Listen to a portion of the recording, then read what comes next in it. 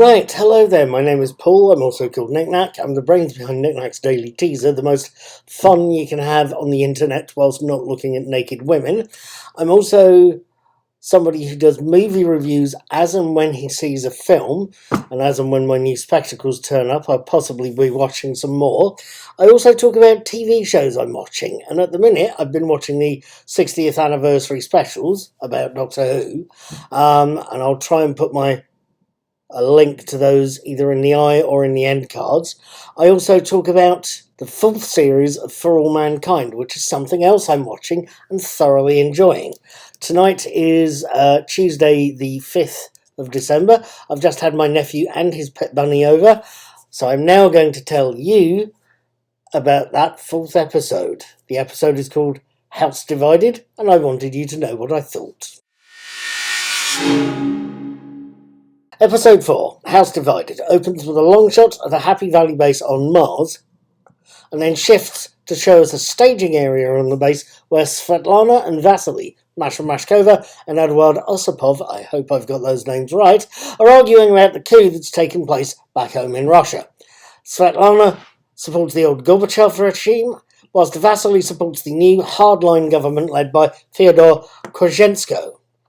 Tempers flare whilst outside the base with Vasily pushed over by an angry Svetlana, with enough force to rip open Vasily's suit.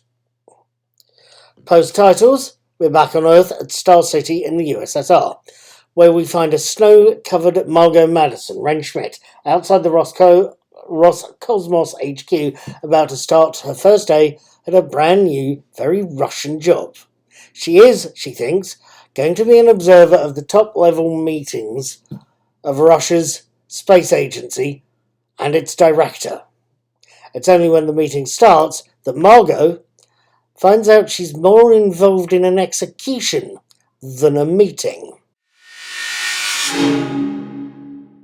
Now, what did I make of House Divided, of this episode of For All Mankind?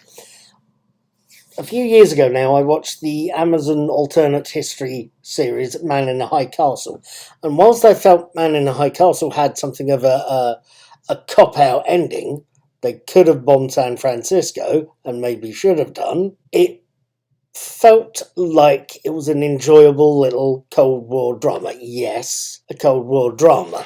It just isn't our Cold War, the one that was in our universe. No, it was one where the Axis powers won World War II. Series 4 of For All Mankind, indeed the whole series of For All Mankind, is mining something of a similar vein.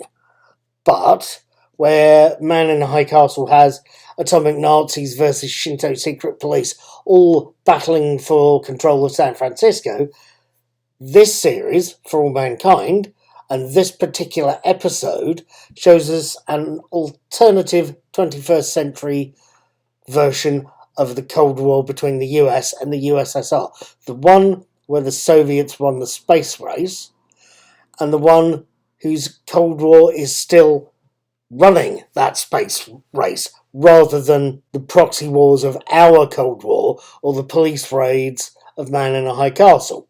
It's a space race that includes the very high-level defector, Margot Madison. House Divided is as much her story as it was Svetlana's, Ed's, Danielle's, or Miles'. And I should say here that Chris Marshall as Danielle is still absolutely fascinating. The most level-headed and most ruthless commander I think I've ever personally seen in a sci-fi show. But this is not necessarily Danielle's episode. It's Svetlana's, and it's Margot's, and it's riveting to watch. Frankly, that thread with Margot sat in a Soviet-era committee room in the Star City Roscosmos base is just one of many threads in House Divided, but it's certainly the thread that caught my eye. There's others as well. As I think I've already said, Chris Marshall as Daniel Poole is doing a great job as Daniel Poole, as the base commander. Joel Kinnaman as Ed is doing his long-time job, and the woman who played Svetlana, Masha Mashkova, off the top of my head. Again, is very good at the job.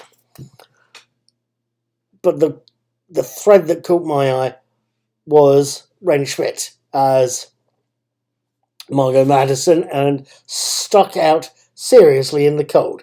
It's just one of those things that made For All Mankind thus far, and this episode in particular, very watchable. Does it mean that I'm going to be watching the next episode, Goldilocks, on Monday the 11th of December? Yes, it does. And I will be watching it and then releasing my written and video reviews on the 12th. But before then, of course, I'll be watching The Giggle, the next Doctor Who anniversary special on the 9th of December, and releasing my written and reviews of that on the 10th. So until then, and in the immortal words of Number 6, be seeing you